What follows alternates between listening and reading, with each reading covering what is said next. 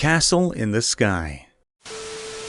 This just happened an hour ago, but I really want to share it because it's still fresh in my mind. I feel like this was the first time I lost myself in Dungeons & Dragons, and I've been playing for over a year now, so imagine my excitement when we got off the call. A little background. My character was a dragonborn monk by the name of Sia, born and raised in a monastery. I intentionally had her have abysmal charisma and an average wisdom for role-playing purposes. Sia never once stepped outside the monastery in her entire youth. She was not a good monk, lacking discipline and patience, always scolded by the elder monks. In an act of rebelliousness, she snuck out one night to observe the happenings of a nearby village. She was curious about everything. So, the next day, she requested leave under the pretense that she was to uphold the way of the Cobalt Soul and seek the realm's mysteries. The head monk granted her wishes, knowing that she'd leave one way or another.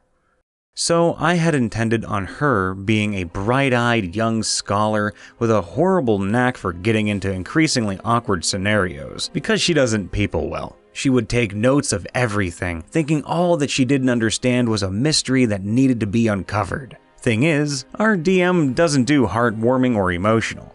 He DMs in a way which highlights horror, fantasy, and combat. In that sense, she was horribly unsuited for this sort of campaign. She was not optimized for combat, unreceptive to horrific imagery since she has no concept of such things and everything. Even the most mundane item or bland person she interacts with was fantastical in her eyes. This all came to a head when our DM had us fighting monstrous dolls in a bloodied cavern. She spent most of the fight asleep, and when she was up, she was constantly running in circles to evade them, dealing such little damage that the DM was surprised. She had no emotional connection to the monsters she fought, she never valued the cash reward, and the party's safety meant nothing to her. She was essentially a third party. I had considered abandoning her to have her return to the monastery defeated, or worse yet, have her innocence kill her. But I held out for another session. And boy, am I glad I did. When we fought those creatures, their shrill cries brought about vivid nightmares, and they nearly killed 2 of our party members outright. I decided to spin it in a way where these nightmares and near-death experiences will heavily affect her mental state. She'd realize the fragility of life, and thus begin to reject the teachings of the Cobalt Soul and retreat into a cynical shell of her former self.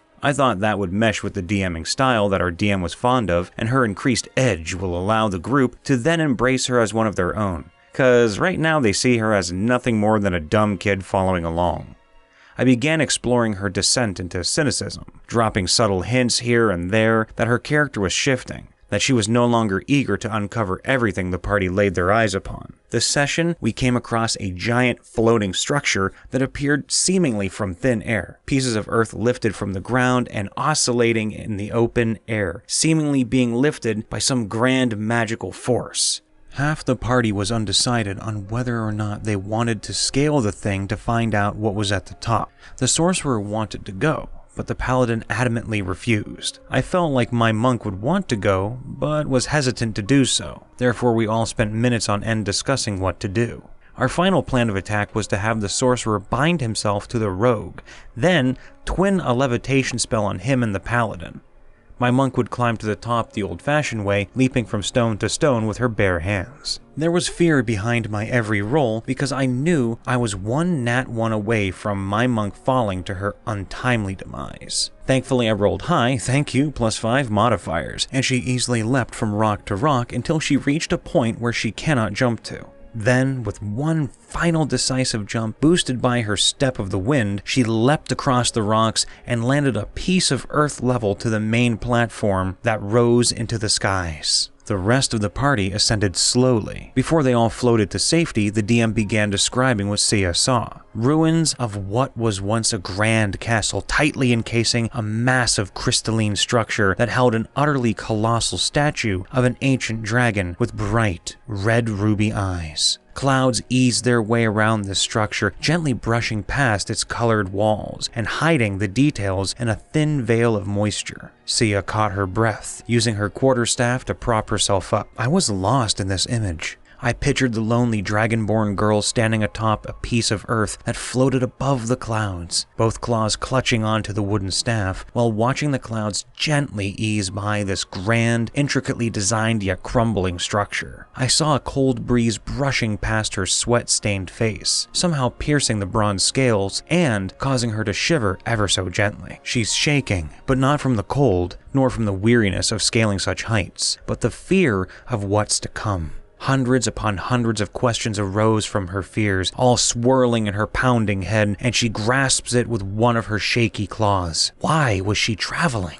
Why the hell was she risking her life and limb on such a pointless journey? What happens when the party arrives and they decide to risk their lives to venture deep into the castle? What if she dies because of that? Would anyone care? She feels a crawling sensation as she looks upon the grand statue that loomed over the castle, its eyes eerily shining under the light of the morning sun. It brings about glimpses of memories, echoes of a lifelong past, a faded swan song of death and betrayal. Sia knew not what it was, but I knew. It was her life before the monastery, the time she spent with her mother in the twilight of her life. Though wrought with violence and the constant need to run, her life was all she ever wanted. Freedom, action, adventure, friendships, and most of all, the love of a family. That unending curiosity flared up back into Sia. She needed to know why she felt that way when gazing upon this statue. Not only that, she needed to know why these apparently perfect memories have been plucked from her mind. What would it take to feel that way once more? She needed to travel to continue her search for answers, but no longer for the monastery, but for herself. In that moment, I felt every single bit of her emotions. I felt like I was that lonely, bronze-scaled half-dragon girl standing before such a marvelous sight. I felt like I was the one standing upon the levitating earth, newfound trauma in tow and faded memories playing in my mind's eye, almost as if it was taunting me with every little flicker I recall. Of course, I haven't described any of that, but in that brief moment of silence, I felt like I was my character. I don't know how to put it into words exactly, but all of this just formulated in my mind as the DM painted the picture to me, and I placed myself there in her shoes. Well, bandaged feet? I don't think she wears shoes. Also, I was immediately pulled out of this when the two ASMR party members nearly dropped our 345-pound Goliath paladin 400 feet into the ground. So yeah, it didn't last long. It was great while it did though. TLDR, I just had an out-of-body experience as a player and it reignited my love for D&D. And changing tone completely, roll to Seduce Skeleton.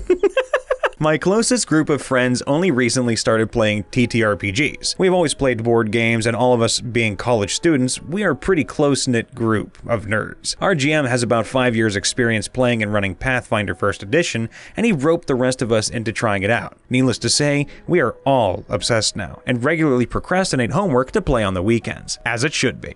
About 2 or 3 sessions into our first ever campaign, our party ended up outside in an ancient temple in the forest in a homebrewed world. They met my character, Dennis, a human monk in the temple as he was wandering in the dark with amnesia. After finding Dennis and agreeing to work together to get his memory back, the party found its way through the temple towards a metal barred room with seemingly dormant skeletons beyond. It took 2 of us to operate the lever which opened the door and was on a timer system. So, Violet, our human druid, and Dennis waited outside while the others explored the room. As the rest of the party entered, they realized this was once a beautiful throne room of a powerful ruler. Alcazar, I believe I said that right, sorry, our human paladin, fearless leader and in a relationship with Violet in-game, also now IRL, congratulations, managed to free one of the skeleton's souls by blessing his body. However, the rest of the skeletons and the Skeleton King, suddenly aware of people disturbing their slumber, reanimated and began attacking the party. Not wanting the whole party to be trapped inside the room, there was seemingly nothing Dennis and Violet could do to help from the outside the barred door. They both watched through the large slits, but were unable to help directly. The Skeleton King and his minions were making quick work of most of our party. We were level 2 or 3. But fortunately, there was one thing our GM did not anticipate: our party's sheer stupidity, lack of self-control,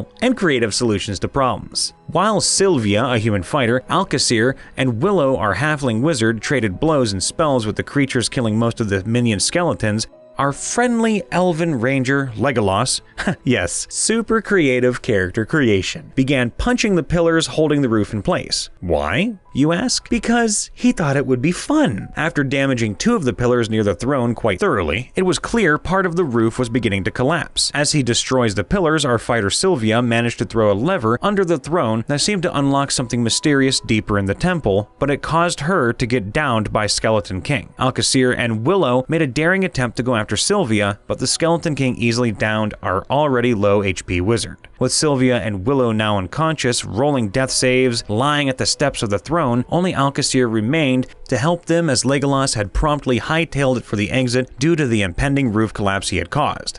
Alcacir rolled high on strength and managed to pick up both of their bodies in a single turn, but he was unlikely to survive another hit from the Skeleton King. At the same time, Violet and Dennis had opened the metal barred door, but being old, it was only slowly opening. Dennis managed to slip under the door as it started moving upward and made his way into the room. Suddenly, over his shoulder, he sees a dagger fly past him and ping off the Skeleton King, doing a few measly points of damage. Violet had thrown a dagger between the bars and was now yelling, trying to get the Skeleton King's attention. As the Skeleton King turns his head towards her slightly annoyed, the girl playing Violet asks our GM, "Can I try to seduce the skeleton?" Again, we are all new to this at the time still, so we are learning how to roleplay and stuff. Our GM laughs and simply says, "You can try, but he doesn't have a brain or eyes, so it probably won't work. What do you want to do?"